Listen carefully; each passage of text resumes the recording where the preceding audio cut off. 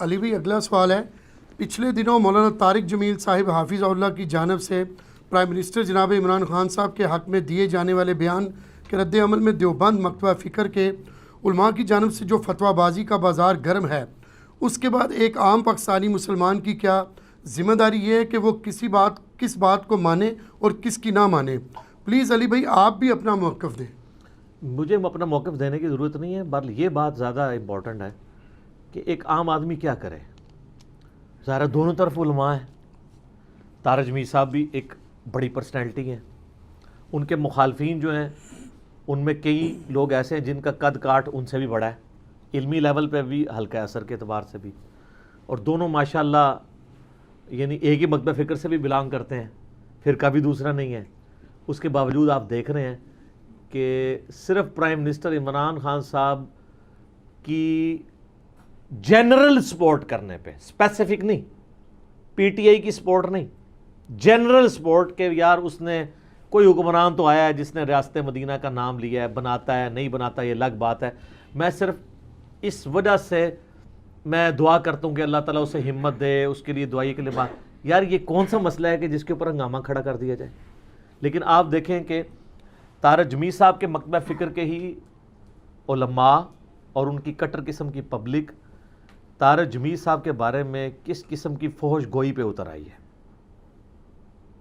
آپ ذرا کومنٹس پڑھیں، کئی علماء کی ویڈیوز ریکارڈ ہوئی ہیں جس میں انہوں نے نام لیے بغیر پورے اشارے کر کے بتایا کہ وہ کس کے بارے میں بول رہے ہیں۔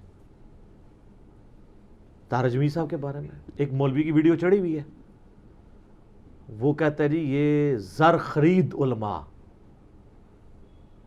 ٹھیک ہے، نام نہیں لیا طارق جمیل صاحب کا، لیکن آسٹریلیا کے ٹور، ظاہر ہے وہ ادھر ہی گیم ہے، آسٹریلیا تو وہی گیم ہے، ان کو گورنمنٹ ٹور لگاتی ہے، کرتے کرتے وہ پھر اس کو اس ایکسٹریم پہ لے کے اینڈ پہ کہتے ہیں ہمیں تو یہ بھی شک ہے ان کے اندر ایمان بھی ہے کہ نہیں، اسلام سے ہی باہر نکال دیا۔ حالانکہ کوئی اینٹی اسلام بات نہیں ہے، صرف اپنے نظریے سے تھوڑا سا، اور نظریے بھی دینی نہیں، پولیٹیکل اختلاف۔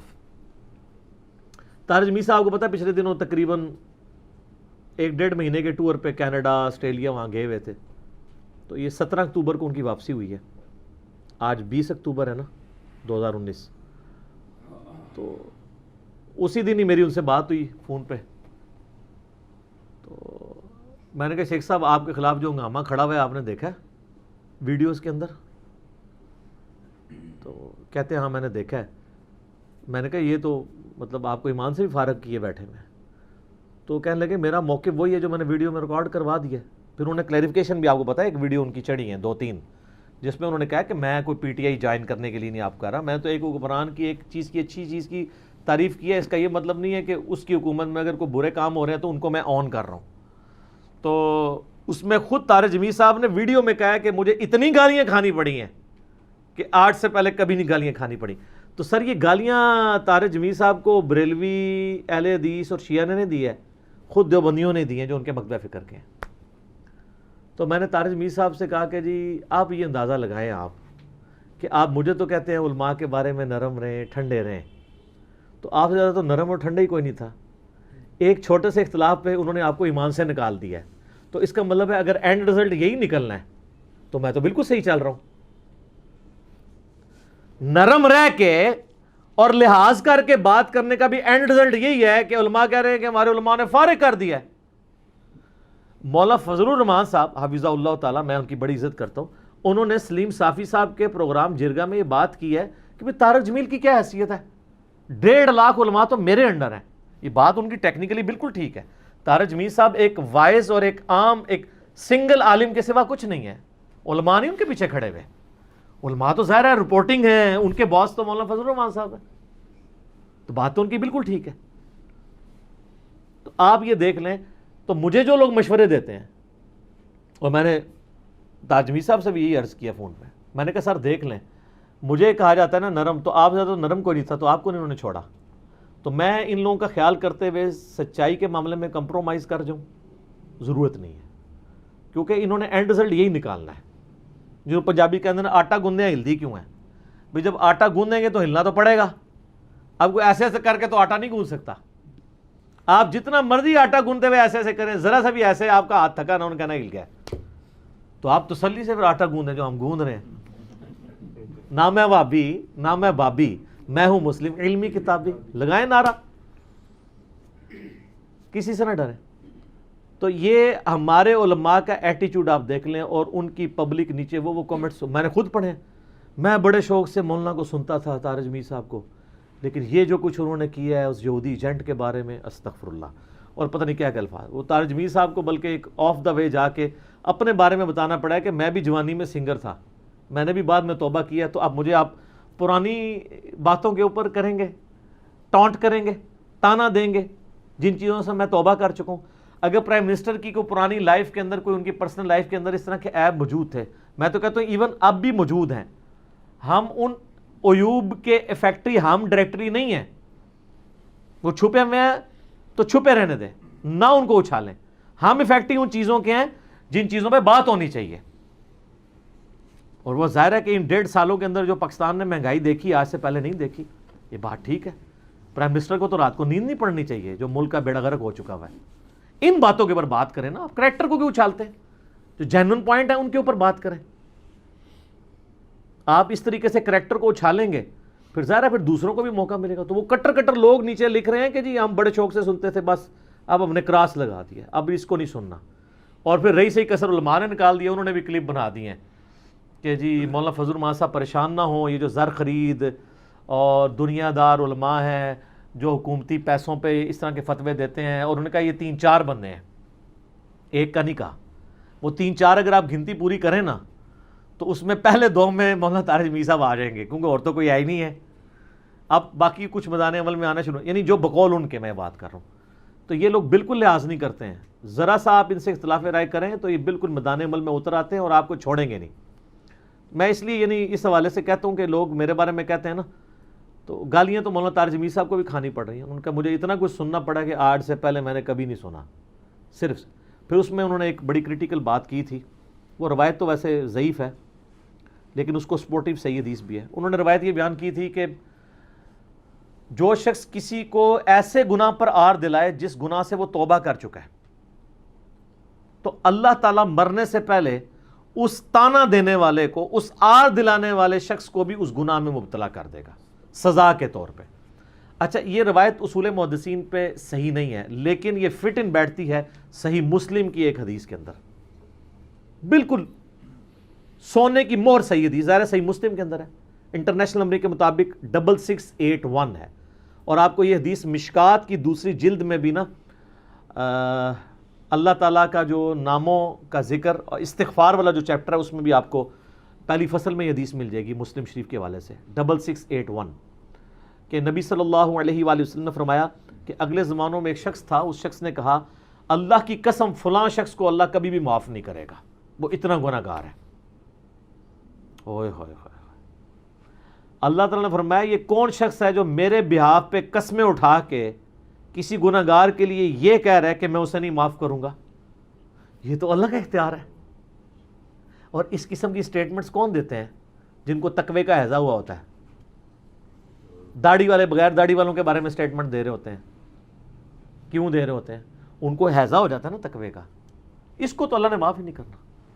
تو صحیح مسلم کے الفاظ ہیں کہ نبی صلی اللہ علیہ وآلہ وسلم نے فرمایا, اللہ تعالیٰ نے فرمایا کہ یہ شخص کون ہے جس نے اتنی جرت کی ہے, تو اب میرا یہ فیصلہ ہے کہ میں اس گناہ گار کو بخشتا ہوں اور اس کے سارے عمل ضائع کرتا ہوں. صحیح مسلم انٹرنیشنل نمبر کے مطابق 6681. اور یہ اللہ تعالیٰ کا اختیار ہے جی. سورۃ الانبیاء کے اندر آیت نمبر ہے 23, لا یسأل عما یفعل وہم یسألون. اللہ کو کوئی نہیں پوچھ سکتا کہ اس نے کوئی کام کیوں کیا, اللہ سب کو پوچھ سکتا ہے. لا یسأل عما یفعل, کوئی نہیں سوال کر سکتا کہ اللہ نے ایسا کیوں کیا. وہم یسألون, اور جو سوال کرنے والے ہیں ان سب کو اللہ پوچھ سکتا ہے. اللہ کا اختیار ہے, رب ہے, مالک ہے, خالق ہے. اس قسم کی لوگ سٹیٹمنٹ دیتے ہیں تو یہ یاد رکھیے کہ ہر شخص کو یہ حق حاصل ہے کہ وہ اپنی رائے رکھے. مولانا طارج میر صاحب بھی ایک انسان ہے, وہ اپنی پولیٹیکل ایفیلیشن اگر سپوز شو بھی کر دیں, کل کو کہہ دیں میں پی ٹی آئی یا نون لیگ یا پیپلز پارٹی یا جماعت اسلامی جوائن بھی کرتا ہوں, تب بھی ان کا حق ہے. آپ علمی اختلاف کریں, لیکن آپ علمی اختلاف کو، پولیٹیکل اختلاف کو کفر اور اسلام کا مسئلہ بنا لیں اور آپ یہ سٹیٹمنٹ دیں کہ جی ہمیں تو ایمان میں بھی شک ہے اس کے، تو پھر آپ اپنے ایمان کی فکر کریں. اسی میں کہتا ہوں نا کہ میں تو اختلاف رائے کر کے تمام مکاتب فکر کے علماء کے پیچھے نماز پڑھتا ہوں جو مجھے گالیاں دیتے ہیں، میرے خلاف جمعے پڑھاتے ہیں، اور یہ لوگ اختلاف رائے کرنے کے بعد ان کو اسلام سے بھی اپنے مخالفین کو نکالتے ہیں. یہ فرق ہے. اختلاف کی بات کرنا تو جی ہم تو اختلاف ہی کرتے ہیں، اختلاف کر کے آپ جو کچھ کرتے ہیں نا وہ سب کو پتہ ہے. تو اپنے گریبان میں انسان جھانکے نا، پھر انسان کو پتہ چلتا ہے. مجھے خود پرائم منسٹر عمران خان صاحب سے شدید نوعیت کے اختلافات ہیں، آج کے نہیں ہیں، 2014 کے جب دھرنے شروع ہوئے اس وقت سے. حالانکہ 2013 کے الیکشن میں نے ان کو ووٹ ڈالا تھا، کمپین چلائی تھی تبدیلی کے لیے، ان الیکشنز کی 2018 کی نہیں، اس سے پہلے الیکشنز کی. لیکن 2014 میں جب وہ کنٹینر کے اوپر چڑھے اور انہوں نے ایک غیر جمہوری طریقے سے حکومت گرانے کی کوشش کی اور اس میں پوری نیشن کو خفیہ ہاتھ بھی نظر آ رہے تھے، تو پھر میرا دل بہت دکھا کہ ایک ڈیموکریٹک جماعت اگر غیر جمہوری رویہ اختیار کرے گی تو سر پھر تو نان اسٹیٹ ایکٹرز کا تو پہلا حق ہے کہ وہ آ کے حکومت پہ قبضہ کریں. آپ اپنی جماعت کو الیکشن کمیشن سے رجسٹر کرائیں پاکستان کے آئین کے تحت، اور آئین کو اور الیکشن کو مانیں، اور اس کے بعد آپ زبردستی استعفے لیں، تو اس کا مطلب آپ غیر جمہوری طریقہ اڈاپٹ کر رہے ہیں. آپ جائیں عدالتوں میں، آپ کو پتہ ہے وہ عدالتوں میں بھی گئے، الٹیمیٹلی کئی چیزیں وہ ثابت ہوئی ہیں کہ آرگنائزڈ دھاندلی نہیں ہوئی تھی 2013 میں، یہ عدالت کا ڈکلیئرڈ فیصلہ ہے. الٹیمیٹلی وہ چیز ثابت بھی ہوگی. باقی لوکل لیول کے اوپر تو آپ کو پتہ ہوتی ہے، اور 2018 تو ماشاءاللہ آپ کو پتہ ہے کہ کیا کچھ ہوا ہے، کس بڑے لیول پہ ہوا ہے، وہ ہم بھگت بھی رہے ہیں. لیکن یہ کوئی طریقہ نہیں. تو میں اس وقت ان سے شدید اختلاف اس اعتبار سے رکھتا تھا، اور یہ میری مجبوری ہے ٹروتھ لور ہونا. میں سب کو کہتا ہوں ٹروتھ لور بنیں، سچائی سے محبت کریں. اور مجھے سچائی سے اتنی محبت ہے، کتنے سیکولر اینکرز ہیں جن سے مجھے شدید اختلاف ہے، لیکن ان کے سچ بولنے کی وجہ سے میں ان سے بڑی محبت کرتا ہوں. ٹروتھ لور ہونا چاہیے. قرآن نے ہمیں حکم دیا ہے نا، سورہ آل عمران کے اندر آتا ہے نا آیت نمبر 18 میں، اولو العلم قائما بالقسط. اللہ تعالیٰ اپنے ساتھ ذکر کرتا ہے کہ توحید پر میں بھی گواہی دیتا ہوں، اور توحید کے اوپر ایک اللہ کے ہونے کے اوپر اولو العلم قائما بالقسط جو لوگ ہیں، جو اہل علم انصاف پر قائم ہیں، سچے لوگ ہیں، وہ بھی گواہی دیتے ہیں کہ اللہ ایک ہی ہے. اللہ تعالیٰ نے توحید کے اوپر اپنے ساتھ اولو العلم قائما بالقسط کا ذکر کیا. پھر قرآن میں درجنوں جگہ ہے کہ تمہیں اپنی ذات کے خلاف، اپنے ماں باپ کے خلاف، بیوی بچوں کے خلاف بھی گواہی دینی پڑے، تم سچائی کے ساتھ کھڑے ہو. پھر یہ نہ دیکھو کہ آسمہ جہانگیر جو ہے وہ سیکولر ہے اور میں اس کی تعریف نہ کروں. سر سلوٹ ہے. وہ طالبان جو آسمہ جہانگیر کو کافر کہتے تھے، جب ان کے بندے مسنگ ہوئے، ان کا کیس لڑنے کے لیے کوئی دیندار داڑھی والا وکیل بھی تیار نہیں ہوتا تھا، آسمہ جہانگیر نے فری ان کے کیس لڑے. ٹروتھ لور ہونا چاہیے نا آپ کو. میں مطلب اس کو ایک سیکولر عورت مانتا ہوں، میں نہیں سمجھتا کوئی دیندار عورت تھی. سر ٹروتھ لور بنے. اس لیے آپ دیکھتے ہیں کہ مجھے کتنے لوگوں کی گالیاں کھانی پڑتی ہیں. کوئی کہتا ہے یہ چھپا ہوا اہل حدیث ہے، کوئی کہتا ہے چھپا ہوا رافضی ہے، کوئی کہتا ہے یہ اندر سے دیوبندی ہے، تبلیغی جماعت کو سپورٹ کرتا ہے، کوئی کہتا ہے اس کی بریلویت ابھی تک نہیں نکلی، اور کوئی میرے نام کی وجہ سے مجھے قادیانی بھی کہنے سے آر محسوس نہیں کرتا. لیکن میں جو سچائی ہے میں اس کے ساتھ کھڑا ہوتا ہوں. الٹیمیٹلی آپ دیکھ لیں کہ سچ کی فتح ہوتی ہے، آپ نے ضمیر کے مجرم نہیں بنتے، اور جو ٹروتھ لور ہیں وہ آپ کے ساتھ آ جائیں گے. اور جو بکے ہوئے لوگ ہیں ان کی تو قسمت میں پیغمبر کے ذریعے بھی ہدایت نہیں ہوتی ہے، تو میں ان کے بارے میں کیا ہدایت کا ڈیسیژن کر سکتا ہوں؟ وہ تو اللہ کے ہاتھ میں. انک لا تہدی من احببت ولکن اللہ یہدی من یشاء. نبی جس سے تم محبت کرتے اسے ہدایت نہیں دے سکتے، بلکہ اللہ جسے چاہتا ہے ہدایت دیتا ہے. اور اس کے ساتھ ہے کہ اللہ خوب جانتا ہے کسے ہدایت دینی ہے. جو ٹروتھ لور ہوگا، ہدایت کا طلبگار ہوگا، والذین جاہدوا فینا لنہدینہم سبلنا، جو لوگ ہماری راہ میں کوشش کریں گے ان کے لیے ہم اپنی رائے کھولیں گے. جو گاڈ کو سیریس نہیں لیتا تو گاڈ کو اس کی کوئی پرواہ نہیں ہے. اللہ تعالیٰ بے پرواہ ہے. تو ٹروتھ لور بنے. تو یہ ہم نے ریکویسٹ رکھ دی ہے پی ٹی آئی والوں کے سامنے بھی، اور ان کے لیڈر عمران خان صاحب حفظہ اللہ تعالیٰ، جو میں ان کو پرائم منسٹر مانتا ہوں، تو اس نظر سے اولو الامری منکم کے تحت میں بھی لیڈر مانتا ہوں. اور مولانا فضل الرحمان صاحب حفظہ اللہ تعالیٰ ایک مذہبی لیڈر ہیں, پاکستان کے آئین کو ماننے والے ہیں, ہم ان کی بھی رسپیکٹ کرتے ہیں. دونوں کو اور ان کے ماننے والوں کو میری طرف سے یہ ریکویسٹ تھی کہ طارق جمیل صاحب کو گالیاں نہ دیں, پرائم منسٹر کو بھی گالیاں نہ دیں, فضل الرحمان صاحب کو بھی گالیاں نہ دیں, اپنی اصلاح کریں اور قوم کے لیے سوچیں. ٹھیک ہو گیا جی. جی